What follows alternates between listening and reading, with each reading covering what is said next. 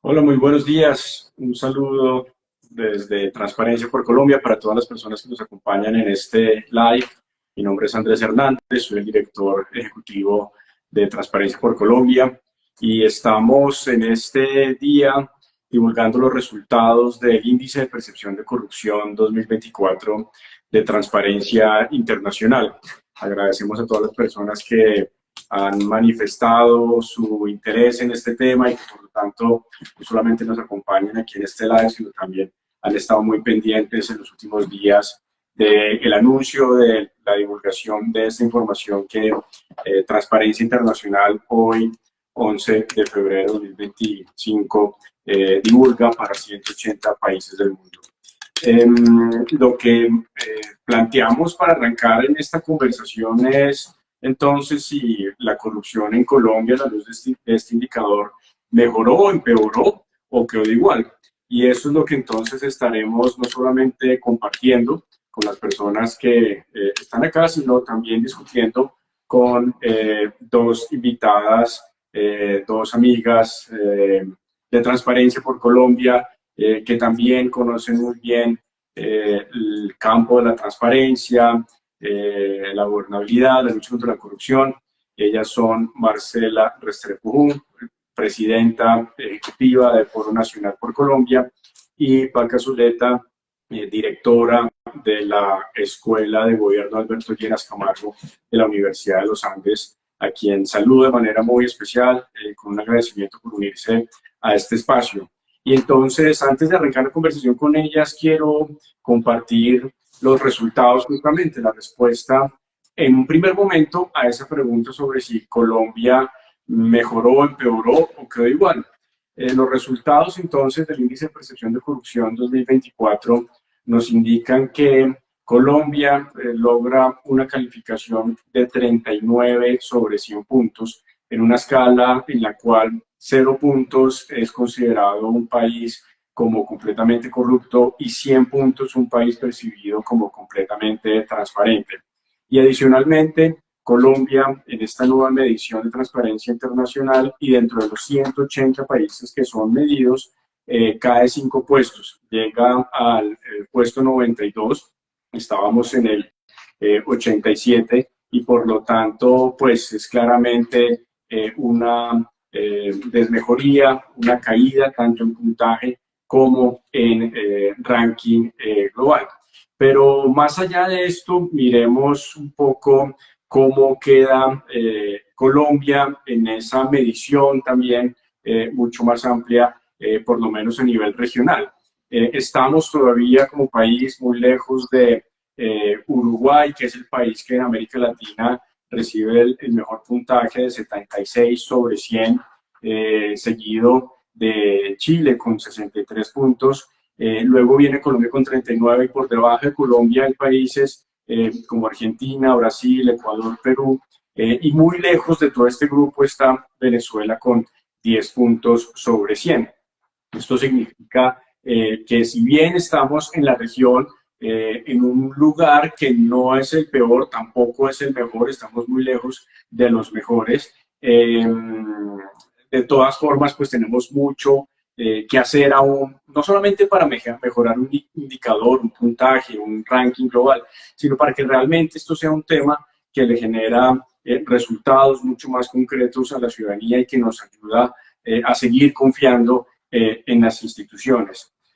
Un tema adicional metodológico es que este índice de percepción de corrupción se construye desde Transparencia Internacional recogiendo información, datos de distintas fuentes. Para el caso de Colombia, 8 fuentes que preguntan justamente sobre el estado de la corrupción según la opinión de analistas extranjeros, de analistas de riesgo, de entidades que hacen mediciones también académicas y también personas pues conocedoras del país, pero desde una mirada externa. Entonces, pues con esta información yo creo que lo más interesante es que podamos entrar en materia y podamos entonces empezar a conversar con nuestras invitadas. Entonces, nuevamente, Paca, un gusto tenerte en este espacio. Nuevamente, Marcela, también una alegría que nos pudieras acompañar acá. Y quisiera arrancar entonces con Paca, con quien además pues llevamos un recorrido muy importante impulsando estos temas desde distintas orillas y por supuesto siempre que sale una nueva medición, bien sea esta o alguna otra, pues nos ponemos a pensar bueno, ¿por qué el país termina o recibe este tipo de calificaciones? Y pues arranquemos por ahí, Paca, con esa bienvenida. ¿Qué factores crees que han influido para que Colombia siga recibiendo puntajes altos en materia de percepción de corrupción? Muchas gracias, Andrés, por invitarme a este espacio con Marce. Mil y mil gracias. Felicitaciones a Transparencia, que sigue constantemente haciendo esta tarea y poniendo de presente esta situación en el país y en el mundo. Entonces, felicitaciones por esa continuidad en este servicio que es muy, muy importante. Yo creo que lo que nos está mostrando esto es que hay países que avanzan y hay países que se quedan en el mismo sitio. Y la sensación que yo tengo es que Colombia se estancó en las iniciativas, en la profundización de las iniciativas y además a Colombia y a los países de la región les pasa algo muy grave que son las economías ilegales que son muy corruptoras. Eso sumado al populismo. Cuando la mirada a la corrupción se hace desde el populismo, desde lograr aplausos y no realmente no implementar políticas públicas, la gente dice, sigue pasando lo mismo, no vemos resultados, vemos anuncios, pero no vemos hechos concretos. Un ejemplo puntual, lo que está pasando en el país en relación con el señor al que le dicen papá pitufo. La respuesta institucional del gobierno no es decir, yo denuncié, cuando supe que esto pasó, yo denuncié, confío que la fiscalía, sino es decir, eso ocurre, es muy grave, porque que ocurra está muy mal, pero hay que denunciarlo y hay que implementar políticas para que esas conductas no se repitan y que las conductas que han ocurrido sean investigadas y sancionadas. Entonces creo que la percepción lo que hace es mostrar ese desánimo frente a los hechos de corrupción del país. Sin lugar a dudas, estoy completamente de acuerdo en esa interpretación, en ese análisis. Creo que efectivamente esta mañana me preguntaban en alguna entrevista, bueno, hay países que han cambiado la izquierda, la derecha, cómo se desempeñan, qué es lo que está pasando.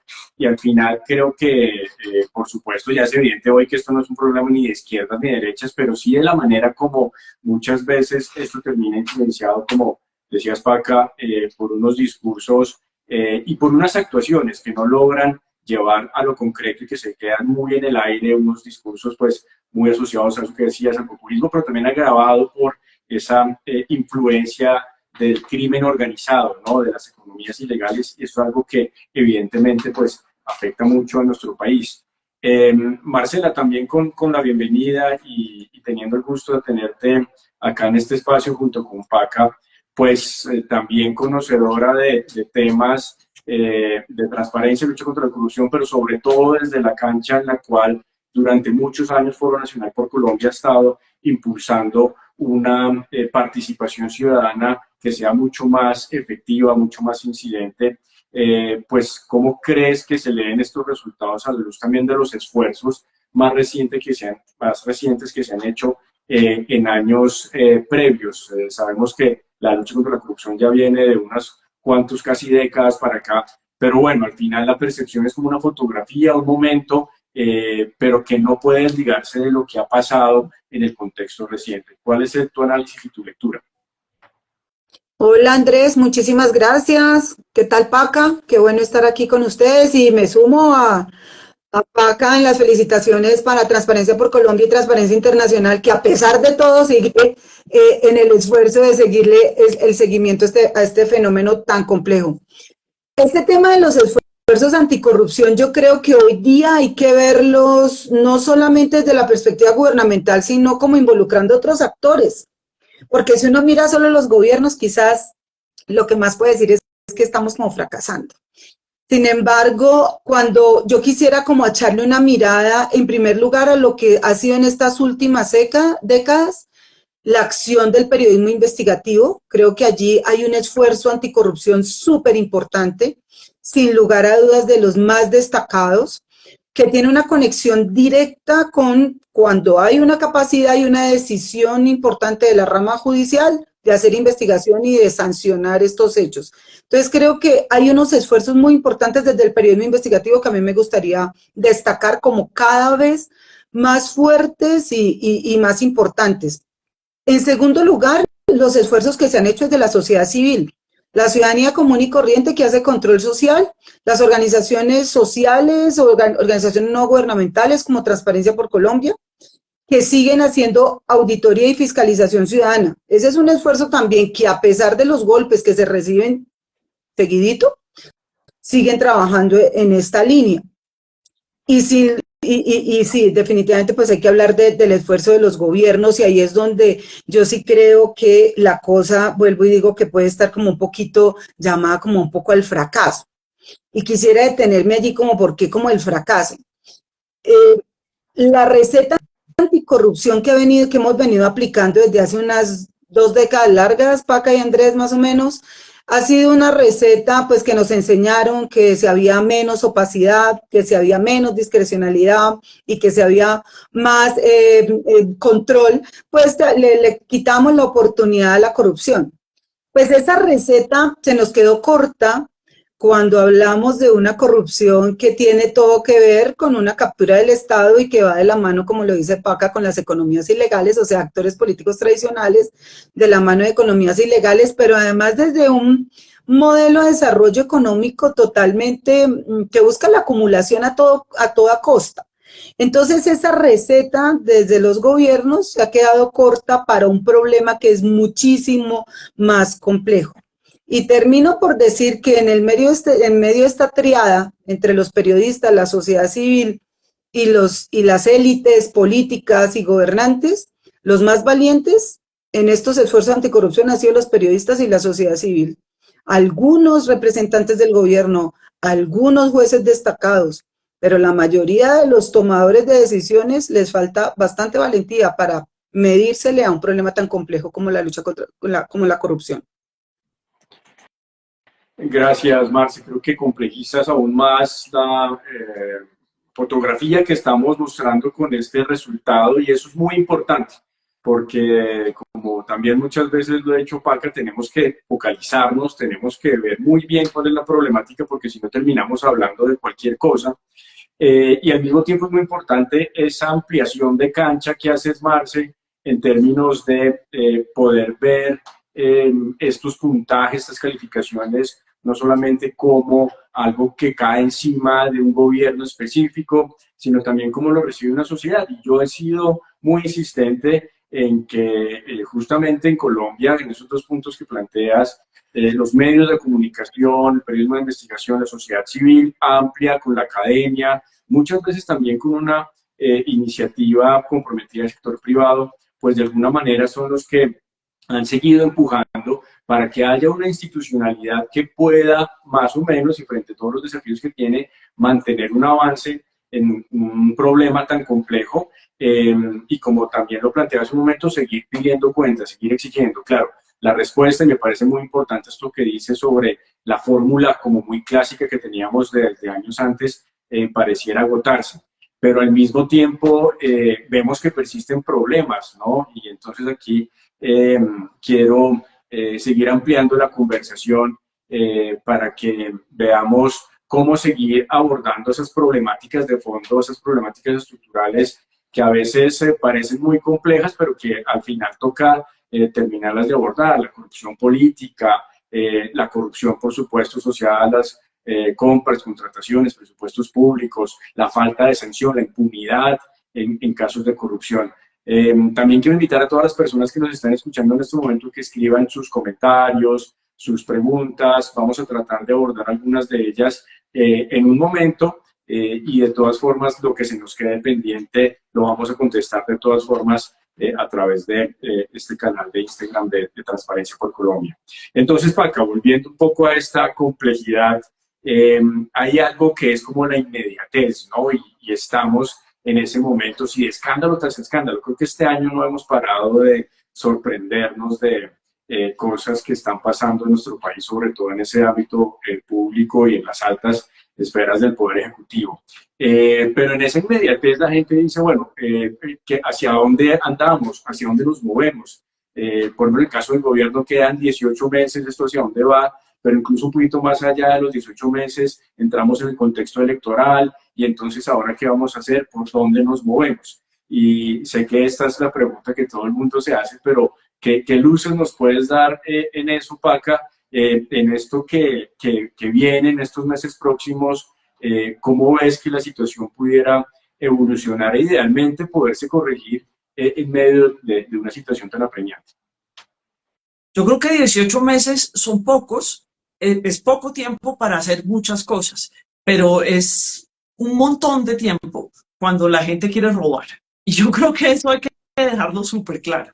Tenemos 18 meses que si hay voluntad política para hacer un cambio, se puede hacer, pero se requiere voluntad política, no discurso, sino realmente voluntad política.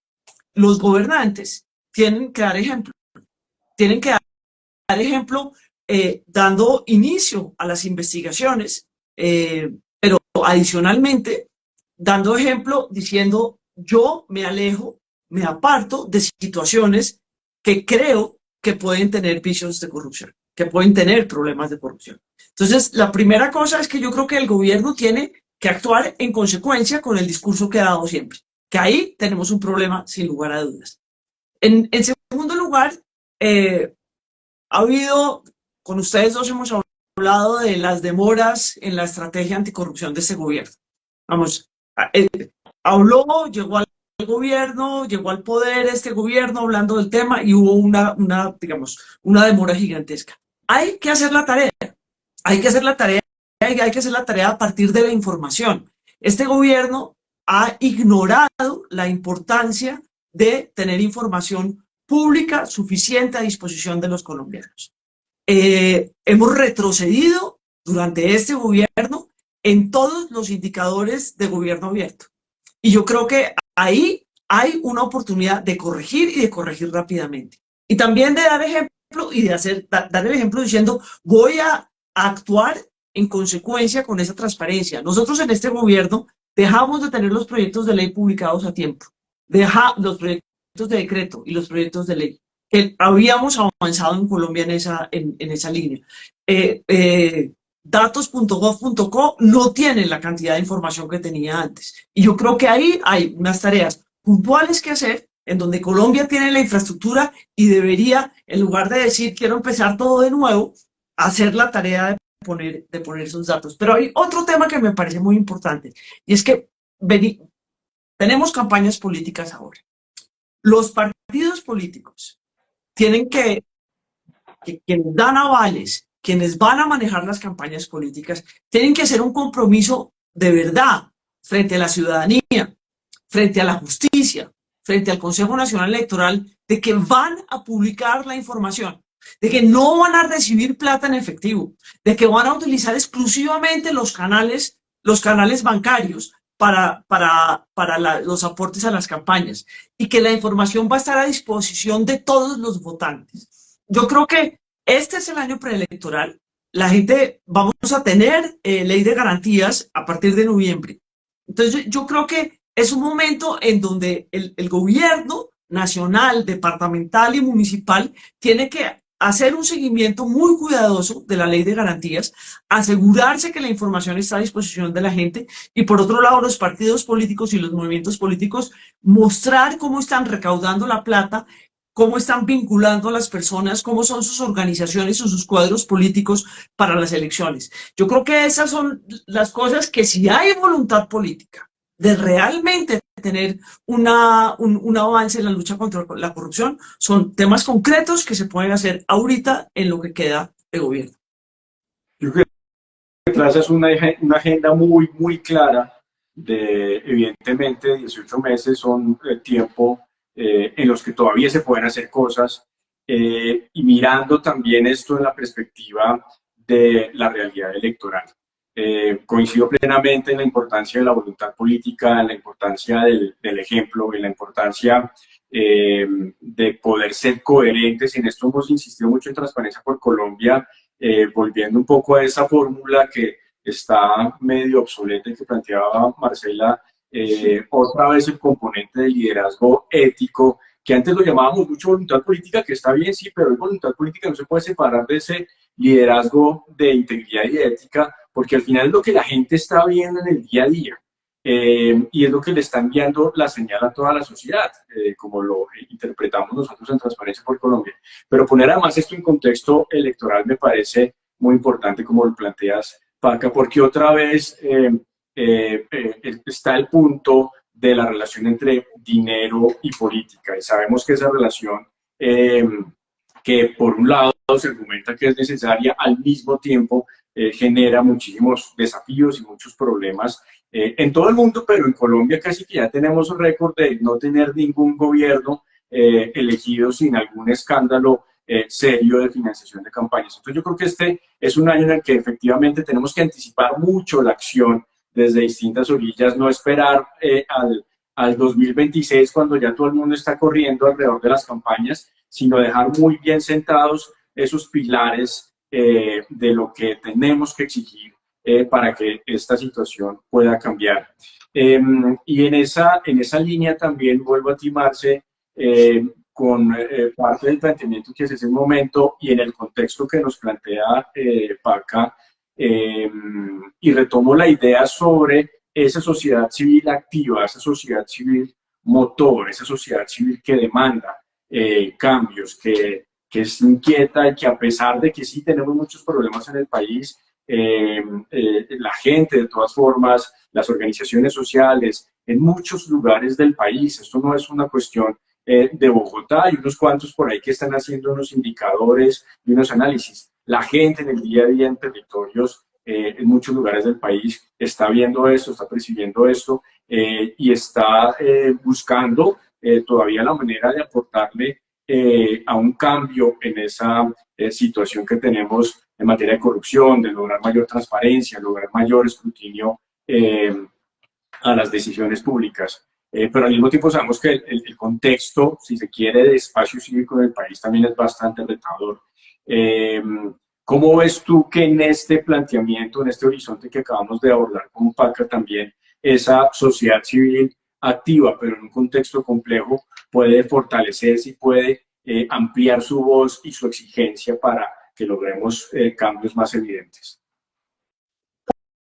Andrés, pues nada, o sea, es un tema bien difícil pedir, digamos, toda la acción de la sociedad civil a favor de, digamos, de un gobierno transparente, de un gobierno íntegro, de un manejo de los recursos públicos decentes, es decir, coherentes con nuestras reglas del juego, con nuestro Estado social de Derecho.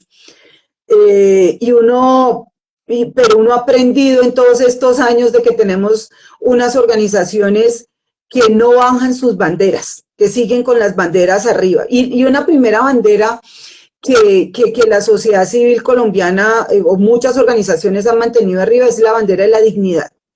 Cuando hay corrupción en un país, cuando hay abuso de los poderes, sean económicos, sean políticos, hay una lesión directa a la dignidad del ciudadano. Porque es mi dignidad como habitante de un territorio, como garante de derechos. Y allí, esa es la primera bandera que hay que mantener arriba. Es difícil mantenerla cuando, como vos lo decís, cuando tenemos tantas dificultades en el espacio cívico. Cuando yo ahorita decía que los esfuerzos de la sociedad civil han sido totalmente destacados, les han tenido un alto costo. La persecución, los asesinatos, la pérdida de recursos. Es decir, esto es un trabajo duro, pero esa bandera de la dignidad es muy importante que la sociedad civil nosotros la sigamos manteniendo arriba. La otra cosa, lo que menciona Paca, poder luchar contra la corrupción desde una perspectiva ciudadana, plantea la necesidad de tener en claro que la reforma política en nuestro país es una necesidad urgente para poder hablar de lucha contra la corrupción y para poder hablar de que vamos a tener un manejo decente de los recursos públicos. Y un tema que ahorita pues lo tenemos así sobre la mesa a propósito de este Consejo de Ministros, Consejo de Desgobierno, es que tenemos la bandera de una administración pública responsable y respetuosa del ejercicio del poder público. Esa esas banderas, la sociedad civil, las tenemos que mantener arriba. Y a mí me parece muy chévere que hasta hace 2 o 3 décadas hablar de lucha contra la corrupción, pues éramos unas cuanticos por ahí medio loquitos, todo respeto con la señora Paca, que estaban trabajando en estos temas, pero resulta que hoy hay muchísimas personas que dicen, oiga, sí, hay que luchar contra la corrupción y desde la sociedad civil lo vamos a hacer. Entonces, mantener arriba esas banderas es la garantía que nosotros como ciudadanos tenemos para mantener nuestra dignidad a flote en medio de la embatida de los abusos del poder. Y claramente, para mantener esas barreras arriba, necesitamos derechos, derechos al acceso a la información, derechos a la participación ciudadana, derechos a que la gente que denuncia no la maten, que la protejan. Y necesitamos gobernantes que cuando les decimos, ojo, que usted está nombrando unas personas en un gabinete que no son como muy santas en su manejo público, no nos diga que es que somos sectarios. Entonces, hablar desde la capacidad que nosotros tenemos como la sociedad civil, claro que la tenemos y la estamos ejerciendo. Y necesitamos del otro lado, entonces, seguir exigiéndole a esos gobiernos que traten la legitimidad de los cargos públicos con todo el respeto y la honra que se merece. Creo que pone sobre la mesa un tema también muy, no solamente útil, sino que creo que tenemos que aprovechar mucho más, que es este planteamiento alrededor de la dignidad. Muchas veces hemos discutido sobre cómo hacemos para prepararnos otra vez al momento de las votaciones, otra vez el tema del voto informado, de llegar con pedagogía electoral, pero yo sigo pensando mucho que esto al final es de un peso mucho más alto en el factor emocional que en el racional, ¿no? Y creo que tal vez una de las cosas que podrían cambiar esa decisión de voto, que muchas veces hemos querido que sea otra vez informada, razonada, con acceso, con datos, etcétera, pues puede estar en esto que nos mencionas de dignidad, Marce. Yo creo que eso sería muy interesante en la medida además en que la sociedad civil también sepa tomar cierta distancia y exigir también de sus actores políticos, lo voy a decir de una manera un poquito brusca y fea, que no nos manipulen, que no nos sigan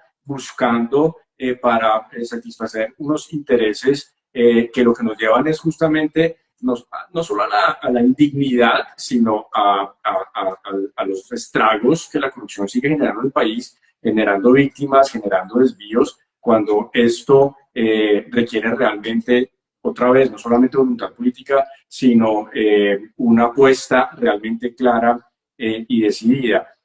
Quiero ver si tenemos preguntas de personas que nos hayan estado escrito durante esta conversación, que va bastante interesante. De repente, mientras que podemos aterrizar unas 2 o 3 preguntas para abordar, quería compartir también con Paca y Marce una de las cosas que más me sorprendió de lo que ha pasado en estos últimos días en el país, y sobre todo ese Consejo de Ministros pareciera ser una aceptación irremediable de que no es posible ganar elecciones sin acudir a una maquinaria, sino que no es posible llegar al poder sin tener arreglos sobre los cuales el país todavía no está suficientemente enterado, y que la única forma de hacerse elegir es con la base a esos arreglos opacos, ocultos, que otra vez pueden estar no solamente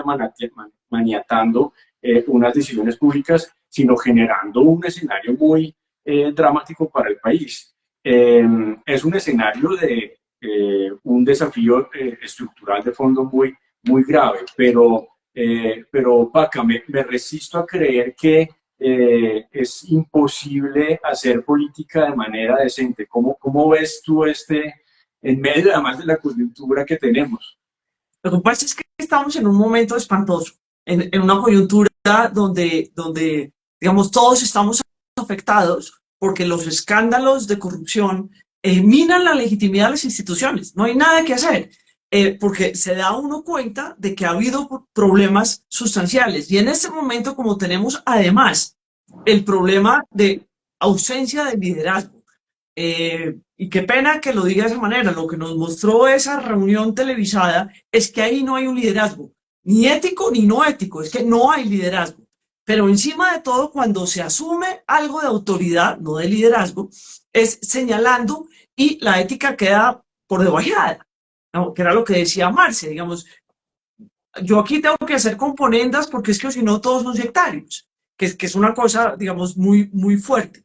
Entonces, yo sí quiero volver al tema de la importancia de la voluntad política y de la capacidad de tener un liderazgo ético para gestionar la campaña, para gestionar el ejercicio del poder y para gestionar la cosa pública en términos generales.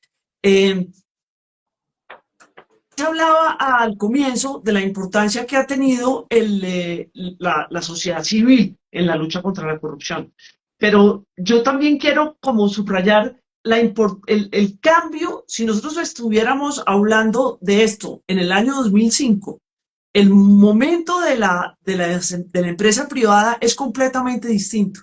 Y yo creo que ahí ha habido un avance importante. Obviamente, siempre falta por mejorar, pero yo creo que ahí ha habido digamos, un progreso importante en... ¿Por qué? Porque la gente está hablando de la gobernanza, de los indicadores de gobernabilidad para las empresas privadas, porque la gente está mostrando mucha más información, porque existen digamos, esos rankings mundiales que son importantes, no porque sea importante estar en un ranking, sino porque le permite a las empresas mirar cómo mejoran y saber dónde tienen oportunidades de mejora. Yo creo que eso ha sido importante. Lo que pasa es que eso no lo estamos viendo reflejado en lo que ha pasado últimamente en el gobierno central. Entonces, eso genera un poco de angustia. Pero se trata de eso, de cuando tú decías ahora que nos manipulan. Las elecciones, todos votamos con el corazón. Tratamos de decirnos que estamos votando con la cabeza, pero a la hora de la verdad todos votamos con el corazón. Pero ¿qué hacemos entonces para formar nuestro corazón de forma tal que rechacemos categóricamente esos comportamientos impropios que son corruptos? Digamos, esas asociaciones para delinquir, para llegar al poder. ¿Cómo hacemos para entender eso con el corazón y con la cabeza y votar en contra de ese tipo de cosas? Yo creo que vuelvo al tema de voluntad política con liderazgo, que lo tenemos que ver en el sector público, en el sector privado, en la sociedad civil y en las relaciones entre todos estos. Obviamente, medios de comunicación y periodismo, sin lugar a dudas. Muy claro, Paca, muchas gracias. Y quiero de repente ir cerrando un poco la conversación, tal vez, Marce, sobre un último tema en el cual, pues ya lo hemos mencionado en la conversación, pero que sigue siendo fundamental, el de acceso a la información pública. Hemos estado revisando justamente en Transparencia por Colombia, en el contexto en el que estamos, cuáles son esas prioridades, esas problemáticas prioritarias a atacar, pero también cuáles son esas condiciones que se necesitan para que podamos impulsar una lucha contra la corrupción mucho más focalizada, mucho más efectiva. Y en todos los análisis sigue saliendo la importancia del acceso a la información pública. Es un tema del cual además hemos tratado de hacer un recorrido, pero como lo decía también Paca hace un momento, no solamente en el día a día y en años recientes hemos visto grandes obstáculos a lo que usualmente se venía publicando o a una evolución muy positiva de lo que sucedía con el acceso a la información pública en el país, sino que también pues pareciera que hay una actitud o una aproximación a este tema en unos casos pues o muy facilista de parte de quienes tienen la responsabilidad de generar información o simplemente como de cerrar las puertas. Entonces vamos a acudir casi que de manera desmedida a las acciones de tutela, a la búsqueda de un juez que al final nos permita abrir la información. En tu experiencia y en todo el trabajo además de incidencia a favor de esa participación ciudadana efectiva e incidente, ¿cómo ves que este tema podría evolucionar? Ok, Andrés. Ya le respondo, pero quiero en algo como conversar con algo que dijo la Paca allí, y es que Andrés y Paca, definitivamente cuando hay esa precariedad en los liderazgos y cuando hay esos vacíos de gobernabilidad, eso se llena esa punta de corrupción. La única forma de llenar esos vacíos es empezar en negociaciones, componendas y demás. Y lo que estamos viendo en el concierto de las democracias occidentales, ya sea que se esté pues remontando la derecha con toda, o que aparezcan algunas expresiones de izquierda, lo que tienen en común es esos vacíos de liderazgo y esas precariedades de gobernabilidad y cómo las están llenando a punta de corrupción. Ya sea la extrema derecha diciendo que es que las regulaciones no sirven porque afectan la libertad del la libertad del individuo del libre mercado y entonces hay que acabar con todo eso. O ya sea la izquierda que finalmente dice que es que si no lo hacen así no los dejan gobernar. Entonces, ese es un punto cuando Andrés nos contaba sobre los resultados del índice y su impacto directo en la democracia. Creo que lo que estamos viendo ahorita es pues una foto bastante dramática de esa situación. Y eso cómo se resuelve, eso lo hemos tratado de resolver, que con partidos políticos, que con reglas, que las bancadas, que no sé qué más, pero nada que la resolvemos. Y estos temas de gobernabilidad democrática, pues son quizás uno de los desafíos más grandes que hoy día tienen nuestras democracias. Volviendo al tema del acceso a la información, mira, eso es realmente un desafío y una lucha permanente. Todos lo sabíamos, los que trabajamos alrededor de que Colombia tuviera una ley de acceso a la información, pues que nada, todos terminamos como repitiendo la misma receta de nuestra historia republicana, busquemos la ley. Claro, uno sabe que la ley pues no es ni siquiera, no sé, Paca, el 10% de la cuota inicial para la garantía de que algo pase. Pues seguimos en deuda con los temas de capacidades, es decir, tener la capacidad para generar información pública por parte de la institucionalidad estatal, pues eso es una cosa que hay que responderle a eso, es decir, la información pública no se genera por obra y magia del Espíritu Santo y además, pues una cosa que ha sido muy clara es que si usted le baja el dinero, los recursos que financian a las funcionarios y a las que tienen que encargarse de este tema, pues no va a haber cómo responderle a generar esa información pública que se necesita. Por otro lado, pues, unas capacidades y una capacidad de gestión, es decir, hacer que las cosas pasen. Eso nos estamos dando cuenta que es cada vez más difícil para las administraciones públicas precarizadas, digamos, aquellas que se volvieron solamente un botín para la entrega, la negociación clientelar, pues hacen que no haya capacidad de gestión. Entonces, y eso termina además, entonces dándole toda la oportunidad a digamos, no sé, Andrés, también cuando le empezamos a decir al cumplimiento de la ley voluntad política. Entonces uno necesita que los gobernantes y los funcionarios públicos tengan voluntad política, pero lo que necesitamos es que cumplan la ley. Entonces, hoy día estamos otra vez parados en un momento muy desafiante frente al acceso a la información pública en Colombia, todavía con un nuevo frente de batalla, si ustedes me permiten utilizar pues esas metáforas bélicas. Y es que pues tenemos una ley que no se cumple y tenemos una cantidad de decretos reglamentarios que tampoco. Y tenemos unos temas que no hemos sacado adelante en términos de la reglamentación de la ley. Y sin acceso a la información pública, pues todos lo sabemos, muy difícil luchar contra la corrupción porque usted cómo se entera de las cosas, y en segundo lugar es muy difícil participar, es decir, tener una voz incidente como sociedad civil en estos temas. Entonces, afortunadamente tenemos claro el derrotero de por dónde tenemos que andar, pero sabemos que tenemos que andar por unas partes muy complicadas. Así es, retos grandes y como siempre el tiempo se queda corto para poder realmente profundizar en muchas de estas cosas. Tal vez en los últimos 5 minutos que nos quedan nos llegaron varias preguntas y varias medio complejas que no vamos a poder resolver en estos pocos minutos.